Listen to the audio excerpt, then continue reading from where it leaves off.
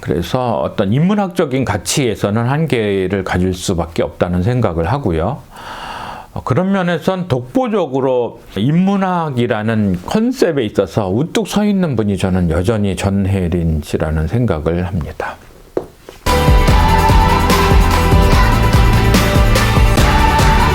반갑습니다.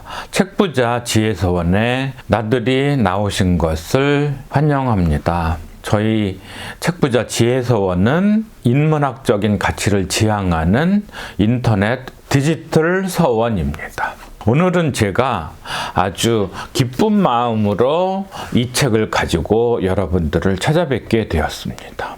이 책은 전혜린의 그리고 아무 말도 하지 않았다. 전혜린이라는 저자에 대해서 아시는 분들이 많지 않으실 수도 있는데요.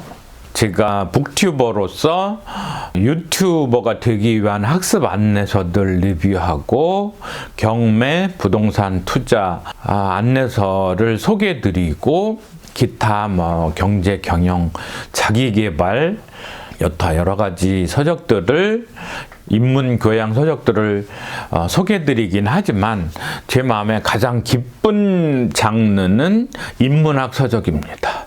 그 중에서도 전혜린이라는 작가는 아주 특별한 위치와 의미를 차지하고 있는데요. 제가 전혜린을 알게 된 것은 고등학교 시절 1975년에서 85년 사이에 저의 정신세계를 완전히 주도했던, 요즘 말로 얘기하자면 제가 입덕을 해서 앞으로 성공한 덕후가 될는지는 모르겠지만 어쨌든 제가 덕질을 가장 크게 했던 작가가, 저술가가 전혜린 님이었습니다. 전혜린 씨는 1934년생이죠. 그래서 생존에 계시다면 88세 그 정도 되실 것 같습니다. 전혜린보다 앞선 세대의 윤심덕이라거나 이런 여류 예술가들이 계셨고요. 그 윤심덕 관련해서는 신혜선 씨가 연기했던 사회찬미에서 어느 정도 단편은 만나볼 수가 있는데, 그 외에 어떤 윤심덕의 저술이라거나 그런 예술 세계에 대해서 알기가 쉽지는 않은데, 전혜린이라는 작가는 자신의 수필집을 상당히 많은 분량 남겨두었기 때문에 저희가 그 저자의 정신세계를 한번 따라가 보는데 많은 도움이 되고는 있죠. 제가 책을 읽을 때는 저자와 말하자면 일심동체가 돼서 저자가 어떤 생각을 하면서 어느 방향으로 나아가고 있는지 그 생각의 오솔길들을 같이 동행한다는 생각으로 읽어보게 됩니다.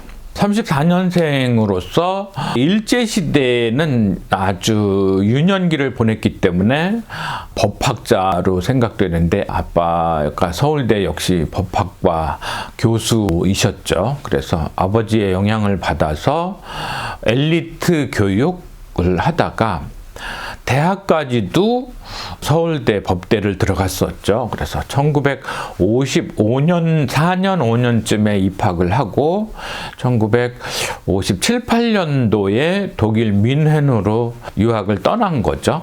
전공은 이제 독일 문학 전공으로 해서 떠났는데, 돌아와서 다시 성균관대라거나 이런 쪽에 강사 생활을 하셨지만, 문학가로서 소설, 시, 수필 이런 쪽으로보다는, 그런 글을 쓰는 어떤 전업 작가로보다는 독일 문학의 대학 교수로서 강의하는 쪽으로 생업은 그러셨던 것 같아요. 그런데 특별히 되게 큰 의미로 다가왔던 것은 어떤 인식욕에 대한 강조, 지적 욕구의 중요성과 의미, 부여 이런 쪽에서 상당히 커다란 감동을 좀 받았었고요. 그 전혜린의 영향을 받아서 물론 문학가 지망생은 아니지만 끊임없이 공부하고 책을 읽고 쓰고 외국어 수련을 하고 외국 서적들도 꾸준히 읽고 하는 정신적인 토양을 만들어준 것이 저에게는 이 전혜린이라는 아주 고마운 작가였기 때문에 저에게는 말하자면 여신으로 추앙하고 싶은 그런 작가입니다. 그런데 불행하게도 젊은 나이에 요절을 하셨죠. 32살에 돌아가신 걸로 되어 있는데 1964, 5년에 돌아가신 거죠. 자살로 알고는 있는데 요즘도 많이 그런 부분은 안타깝죠. 그 FX의 설리님이라거나 카라의 구하라님 같이 재기 발랄하고 어디에 내놓아도 빠지지 않을 만한 분들이 다른 선택을 하셨다는 거에 대해서 가슴 아프게 생각을 하면서 죽음의 의미도 새삼 생각을 해보죠. 많은 사람들이 죽음을 대하면서 뭐 더 좋은 곳으로 가셨다거나 아니면 뭐 저승으로 가셨다거나 그래서 마치 제삿날이 돌아오면 그분들의 영혼이 다시 돌아왔다 가신다거나 아니면 이제 그 예수교인들 같은 경우엔 이제 뭐 천국이라는 또 다른 곳으로 간다거나 이런 생각을 하시는데 제가 보는 죽음은 완전한 사멸입니다. 완전한 사라짐. 그래서 이러한 사실을 똑바로 대면해야 우리가 삶을 마주하고서 어떤 자세로 살아갈지 삶에 대한 가치를 올바로 부여할 텐데 또 다른 곳이 있다면서 뭔가 새로운 기대, 이루어지지 않을 소망에 대한 기대를 갖는다는 것은 현재의 삶을 소홀히 할 수 있는, 소홀히 하게 만들 수 있는 여지 때문에 옳지 않다고 생각을 합니다. 이제 죽으면 끝입니다. 그 이후는 아무도 증명하지 않았고 못했고 할 수 없을 것입니다. 그래서 현실적으로 죽음은 완전한 소멸이다. 그렇게 그러한 현실을 마주 대하고서 살아가는 것이 오히려 삶의 가치를 올바로 정립시키는 것이 아닌가 하는 생각을 하면서 전혜린 씨를 좋아했던 고교 시절, 대학 시절에 사회적인 분위기를 잠깐 회상을 해보면요. 시인으로서는 당시에 조병화 시인이 젊은 층들에게 인기가 많았었고 박인환 시인의 목마와 숙녀 그런 시들이 생각나고요. 여류 시인으로는 김남조 씨, 뭐 이혜인 수녀 이런 분들이 계셨겠죠.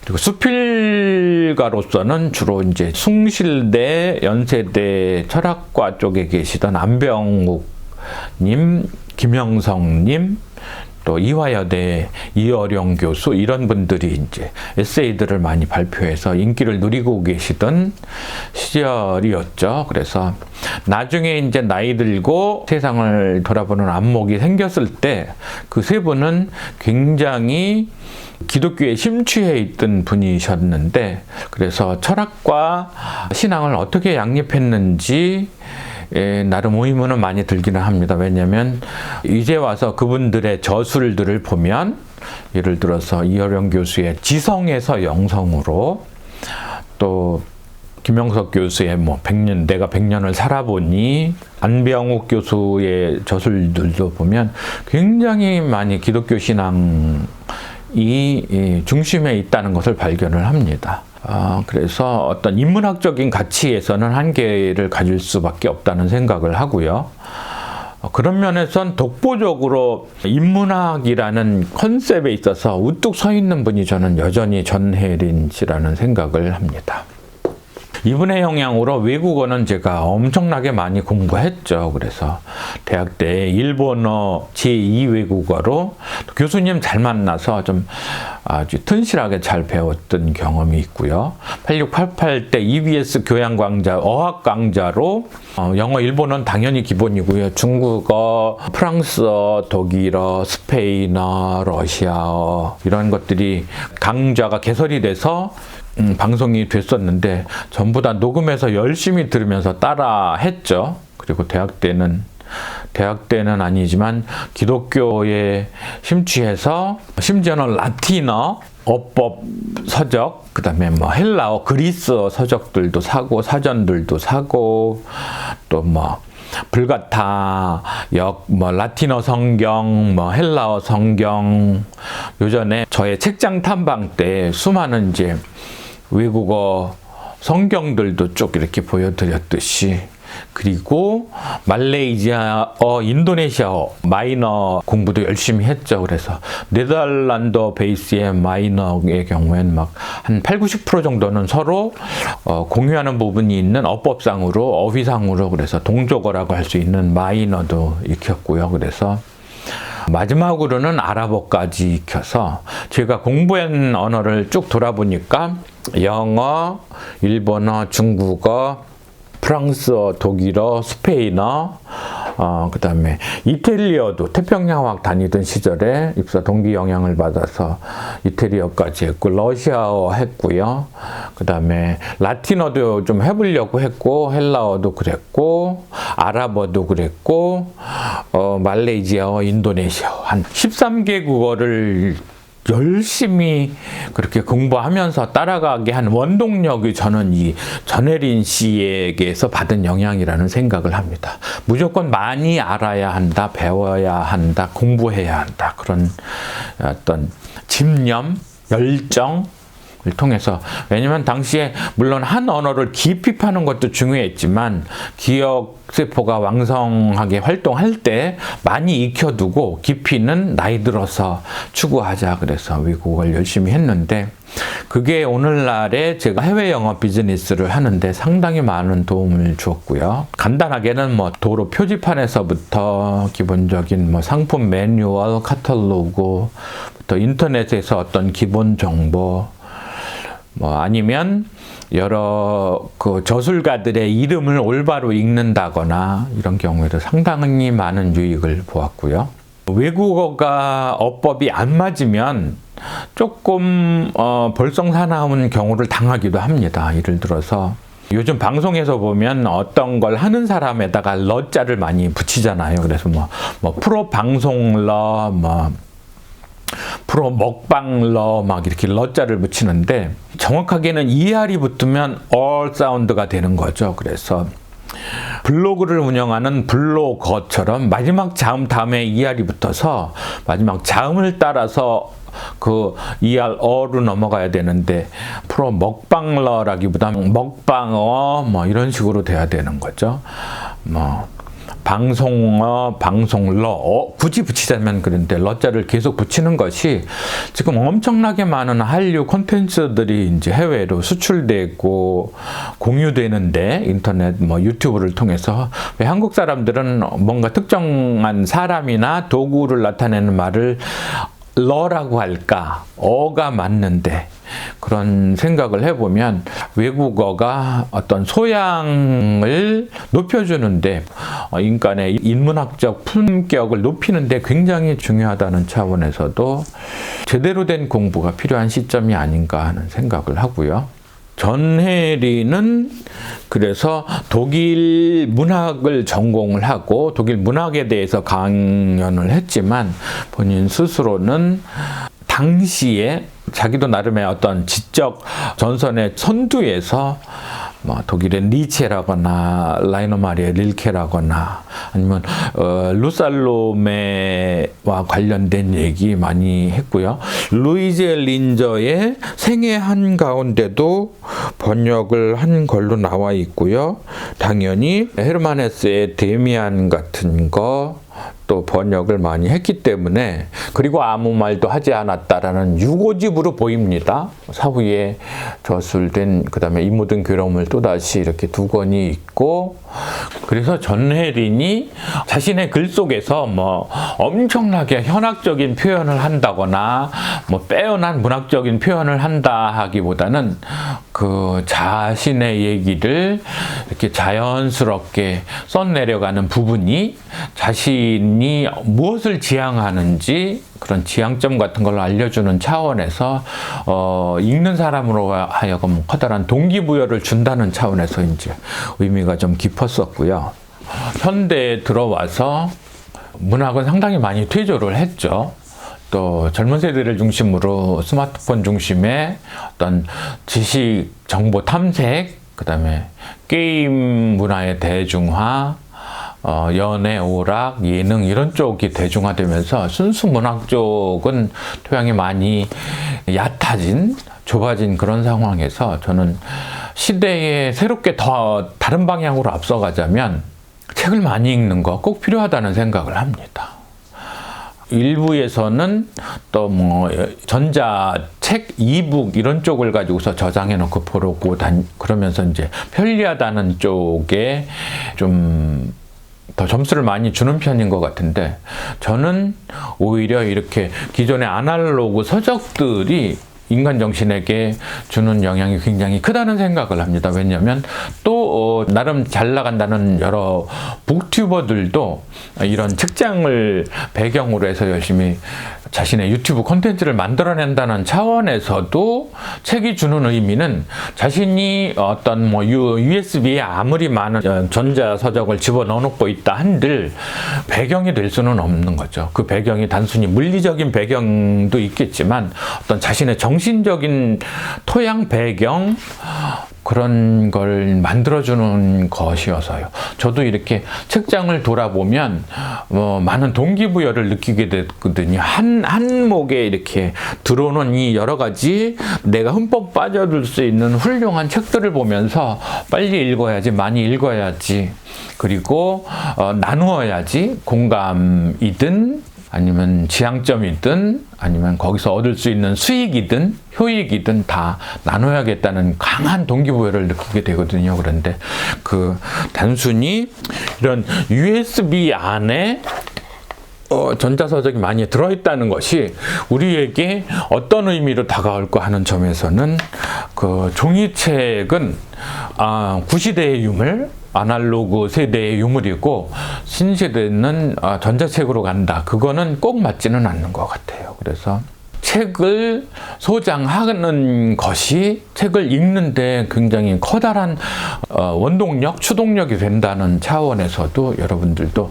책에 대해서는 탐닉하시고 모으고, 그것이 책을 많이 읽는 가장 강력한 동인이 된다는 거, 동기부여가 된다는 데 동의하시리라고 믿습니다. 그렇지만 사실 책을 좋아하는 쪽의 사람들은 팔자가 고달픈 건 사실입니다. 그래서 저도 그렇고 많은 사람들이 이제 책장에 책을 들고 여러 번 이사를 하면서 엄청난 짜증과 피곤과 때로는 배우자로부터의 핍박 이런 것도 받고 그러면서 지나가실 텐데, 고난은, 역경은 또 새로운 영광의 상처뿐만이 아니라 왕관도 줄 수 있기 때문에 책은 그런 의미에서 우리에게 말하자면 뭐 부동산, 땅, 아파트 이상의 굉장히 커다란 투자 대상이라고 볼 수도 있겠습니다. 사실 요즘 책 보통 15,000원,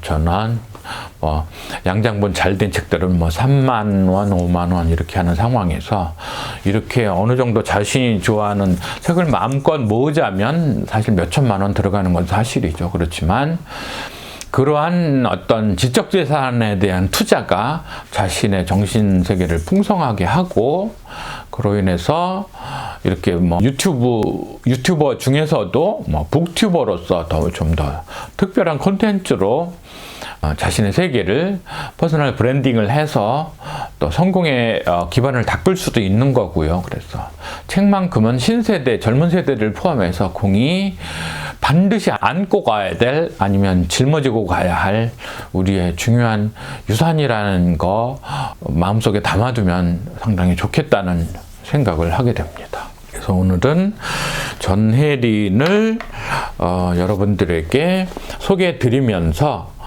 전혜린이 주는 가장 커다란 메시지는 우리는 책을 통해서 새로운 세계를 창조하고 그 세계를 자신이 주인공이 되는 놀라운 경험을 할 수 있다.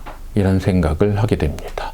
그리고 이 부분은 좀 에필로그 성격으로 말씀을 드리자면, 저는 고등학교 때부터 최근 한 5, 6년 전까지 근 3, 40년을 사실은 이제 기독교회를 다니고 했었지만, 신앙생활이 기독교 성경이나 기독교 서적은 어느 정도 읽게 할지는 몰라도 인문학적인 어떤 정서, 토양 이런 쪽에서는 굉장히 빈곤하게 만든다는 결론에 도달을 했습니다. 그래서 오직 복음성과 찬양만이 좋은 노래이고 기독교적인 책만이 바람직한 독서의 방향이고 나머지는 세속적이고 통속적이고 그런 생각이 우리 인간 정신을 굉장히 피폐하게 만들고 삶의 가치를 바로 보는데